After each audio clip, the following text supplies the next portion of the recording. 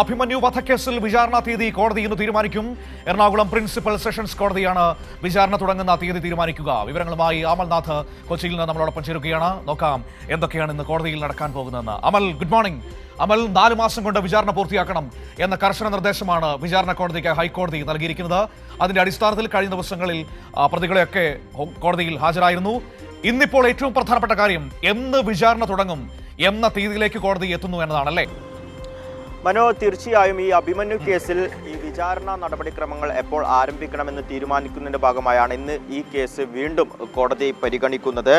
കഴിഞ്ഞ 13-ാം തീയതിയായിരുന്നു ഈ കേസ് ഇതിനു മുന്നേ പരിഗണിച്ചിട്ടുണ്ടായിരുന്നത്. അത് 17-ന് ഇത്തരത്തിൽ വിചാരണ തീയതി പ്രഖ്യാപിക്കുക അല്ലെങ്കിൽ വിചാരണ തീയതി തീരുമാനിക്കുമെന്ന് കോടതി നിർദ്ദേശം മുന്നോട്ട് വയ്ക്കുകയായിരുന്നു. കഴിഞ്ഞ തവണ ഈ കേസ് പരിഗണിക്കുമ്പോൾ ഇതിലെ 16 പേരും ഹാജരാകണം എന്ന കർശന നിർദ്ദേശം കോടതി മുന്നോട്ട് വെച്ചിട്ടുണ്ടായിരുന്നു. കാരണം ഇത്രയും വർഷങ്ങൾ കഴിഞ്ഞിട്ടും കേസ് പലതവണ പരിഗണിച്ചപ്പോഴും ഈ പ്രതികൾ ഹാജരായത് ഒരു തവണ മാത്രമാണ്. ഈ ഒരു സാഹചര്യത്തിലാണ് കർശന നടപടിയിലേക്ക് കടക്കേണ്ടി വരും എന്ന് കോടതി പറഞ്ഞത്. ആ ഒരു മുന്നറിയിപ്പിന്റെ അടിസ്ഥാനത്തിലാണ് കഴിഞ്ഞ തവണ ഈ കേസിലെ 16 പ്രതികളും കോടതിയിൽ ഹാജരായത് എന്നുള്ളതാണ്.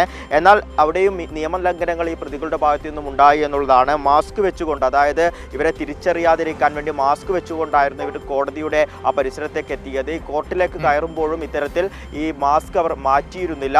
ഇവർ പ്രധാനമായും മുന്നോട്ട് വെച്ചത്, അതായത് മുന്നേ തന്നെ കേസ് പരിഗണിച്ച സാഹചര്യങ്ങളൊക്കെ തന്നെ ഇവർ മുന്നോട്ട് വെച്ച ഒരു കാര്യം, ഈ കോടതിയുടെ പരിസരങ്ങളിൽ മാധ്യമങ്ങളുണ്ട്, മാധ്യമങ്ങൾ ചിത്രം പകർത്തുന്ന ഒരു സാഹചര്യമുണ്ട്. അവിടെ ഈ ചിത്രം പകർത്തുന്നത് കൊണ്ടാണ് ഇത്തരത്തിൽ മാസ്ക് ഉപയോഗിക്കുന്നത്, അല്ലെങ്കിൽ അവർ ഈ കോടതി കേസ് പരിഗണിക്കുന്ന സാഹചര്യങ്ങൾ അവിടേക്ക് എത്താത്തത് എന്നൊരു കാര്യമായിരുന്നു പറഞ്ഞിട്ടുണ്ടായത്. വളരെ വിചിത്രമായ ഒരു വാദമായിരുന്നു അന്ന് പ്രതികൾ മുന്നോട്ട് വെച്ചിട്ടുണ്ടായിരുന്നത്. എങ്കിലും കർശന നടപടി അല്ലെങ്കിൽ കർശന നടപടിയിലേക്ക് കടക്കുമെന്ന് കോടതി മുന്നറിയിപ്പ് നൽകിയതോടുകൂടിയാണ് 13-ാം തീയതി ഇത്തരത്തിൽ പ്രതികൾ ഹാജരായിട്ടുണ്ടായിരുന്നത്. അതിൽ നിലവിൽ ഇപ്പോൾ ഇനി ഈ വിചാരണ നേരിടേണ്ടത് ജെ.ഐ. മുഹമ്മദ്, ആരിഫ് ബിൻ സലീം, റിയാസ് ഹുസൈൻ, ബിലാൽ സജി, ഫറൂഖ് ഖമാനി, PM റജീബ്, അബ്ദുൽ നാസർ, ആദിൽ ബിൻ സലീം, ഷിഫാസ്, സഹൽ, ജിസാൽ, റസാഖ് തുടങ്ങിയ പ്രതികളാണ്. 16 പ്രതികളാണ് ഉള്ളത്. ഇന്ന്, അതായത് 17-ാം തീയതി ഇതിൻ്റെ വിചാരണ എപ്പോൾ നടക്കണം എന്ന തീരുമാനത്തിലേക്ക് കോടതി എത്തുകയും ചെയ്യും.